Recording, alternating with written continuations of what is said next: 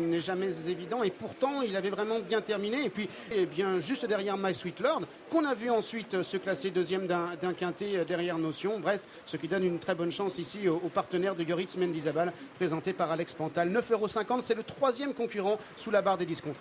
Et puis il y a un cheval, Stéphane, qu'on aime beaucoup dans cette catégorie, qu'on a l'habitude de voir briller, c'est Amiran. Alors Amiran vient de décevoir, mais il aura un atout pour lui, c'est que c'est un vrai cheval de bon terrain. Et aujourd'hui, comme la piste est bonne, il est peut-être capable de refaire parler de lui. Ouais, parce qu'il faut savoir que la dernière fois, il était grand favori, il était aux alentours des 2-3 contre 1, le terrain était très souple, et on se souvient que Christophe Soumillon, qui lui est associé, nous avait dit qu'il était moins à l'aise dans ce terrain-là. Donc si on efface cette performance, si on le reprend auparavant, sur ses quatrièmes places, à Longchamp, à Saint-Cloud, sa deuxième place également à Longchamp, il serait beaucoup plus joué que cela, et ce qui le pose ici comme un petit outsider séduisant à 10 contre. Faut-il le racheter? La réponse tout de suite avec son entraîneur Étienne Linders, qui est aux côtés de Miguel.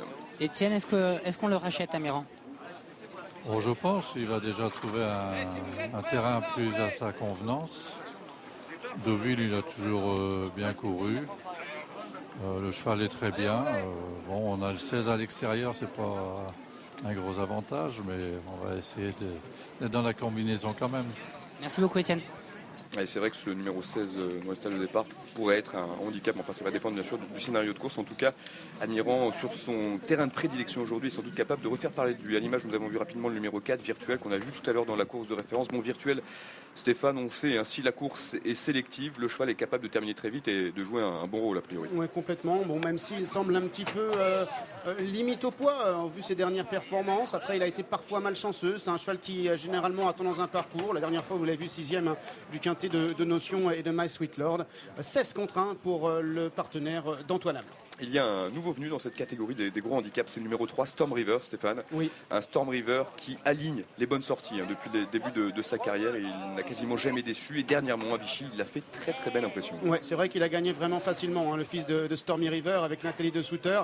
En fait, il n'est sorti les 3 premiers qu'à une seule reprise. C'était pour ses débuts. Depuis, il est toujours à l'arrivée et vient de triompher devant Utrera. Bon, écoutez, son entraîneur Charles Gourdin considère qu'il est plutôt assez logiquement pris sur l'échelle des valeurs, donc il faut s'en méfier. Il y a 10 contre 1, il y a une petite baisse sur ses cotes, sur sa chance, pardon, il est associé à David Morisson, alors que pratiquement tous les concurrents sont dans les stalles. Il nous manque Clavis, Casaque Rouge, il nous manque Notion, Amiran également, et puis ce numéro 8, My Sweet Lord.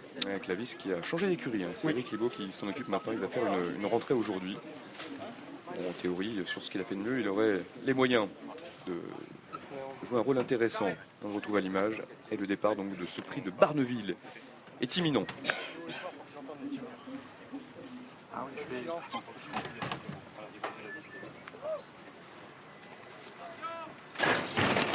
Le prix de Barneville, c'est la première épreuve de cet après-midi sur l'hippodrome de Deauville et c'est le tiercé quarté quinté plus avec un très bon départ de Notion. Le gris qui vient s'installer en tête de course devant Passarigno qui est en deuxième position à la corde, alors que la seule jument du lot, le numéro 2, Moudilla, se rapproche maintenant de l'animateur, venant d'ailleurs à son tour prendre l'avantage devant l'Assaniran à l'extérieur, Casaque Blanche qui maintenant est en troisième position. Alors que le numéro 7, Descartes, galope à la hauteur encore, notamment du numéro 8, My Sweet Lord, le favori. À son extérieur, on retrouve notamment le numéro 3, il s'agit de Stormy River, devant le 6, Validor, Clavis, Casaque Rouge, Toc Jaune est au centre du peloton. À l'arrière, on retrouve le numéro 10, il s'agit de Snap Maltings avec Benjamin, le numéro 13, et le 16, Golden Bow, qui est en dernière position. La sortie du premier tournant.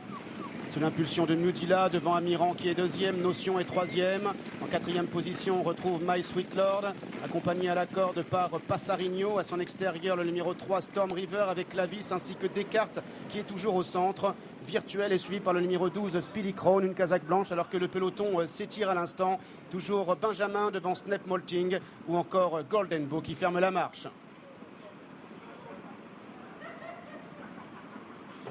Il se dirige maintenant vers le bout de la ligne d'en face, avec toujours Moudilla qui a l'avantage, Amiran qui est deuxième, Notion est troisième, Passarigno est quatrième, devant My Sweet Lord qui est cinquième. Encore en dehors, il y a le numéro 3, Storm River, accompagné par le numéro 9, Clavis, devant le 7, Descartes, alors que l'on a également le numéro 15, American Slick, suivi par le numéro 12, Speedy Crown, avec Virtuel encore, suivi par Validor. Benjamin est à l'arrière, le 16, Golden Bow, est en dernière position. Le dernier tournant, Moudila qui a les commandes devant Amiran qui est deuxième à son extérieur. Notion est troisième, accompagné par Storm River, suivi en cinquième position par le numéro 8 My Sweet Lord qui n'a pas quitté le contact des 3 ou 4 premiers. American Slick, Descartes, Clavis avec Validor devant Virtuel ainsi que le 12 Speedy Crown. À l'arrière on retrouve le numéro 14 Maestro accompagné par Snap Molting avec Benjamin et le numéro 16 Golden Bow. Entrée de la dernière ligne droite, Moudila qui a la tête et la corde avec à son extérieur Amiran. En troisième position, Galope Notion alors que My Sweet Lord tente de progresser. Descartes également, Clavis qui tente de revenir avec Maestro qui est à l'extérieur. Moudila qui a l'avantage maintenant, une longueur et demie d'avance désormais sur Amiran qui est deuxième. My Sweet Lord est en troisième position. Descartes qui tente de se rapprocher avec American Slick. Moudila qui a l'avantage très nettement et qui va triompher. La victoire de Moudila. Deuxième place pour Amiran devant Passarigno. Et puis à l'extérieur peut-être My Sweet Lord, le numéro 8. La victoire donc de la seule femelle au départ de cette course. On en parlait juste avant l'épreuve. On disait que c'était une pouliche qui avait montré qu'elle avait la pointure pour s'imposer à ce niveau. Bien, c'est chose faite. 7,70 € pour la lauréate. Deuxième place pour Amiran qui se rachète complètement sur une piste à sa convenance. Troisième place le long de la corde pour le numéro 11 Passarigno. Quatrième place pour le numéro 8 My Sweet Lord. Là encore, c'était l'une des très bonnes possibilités de cette épreuve. Donc on retrouve 4 favoris aux 4 premières places. En revanche, c'est beaucoup plus pointu pour la 5e place. On va regarder ça dans quelques instants. En tout cas, pour les 4 premiers, il n'y a pas de problème. 2, As, 11 et 8, c'est l'arrivée provisoire de cette course. Donc avec Moudila qui s'impose associé à Olivier Pellier. Bon, on avait vu la course de référence tout à l'heure. On sentait vraiment que c'était une pouliche qui était proche d'une victoire à ce niveau. C'est chose faite avec des chevaux qui ont eu pas mal de mal, Stéphane, à revenir de l'arrière-garde. Hein. Tous les 4 premiers sont là. Ouais. Hop, hop, hop. Et les 4 premiers étaient d'ailleurs les 4 favoris de la course. Hein. Ce sont les chevaux dont on avait parlé juste avant l'épreuve. Moudila avait été dominée par Two Days in Paris. Son comportement était très bon. Elle domine ici Amiran qu'il fallait donc reprendre à l'issue de sa récente sortie en terrain trop souple. Passarigno était revenu de loin l'autre jour, corde à gauche à Maison Lafitte. Et puis c'est vrai que c'est extrêmement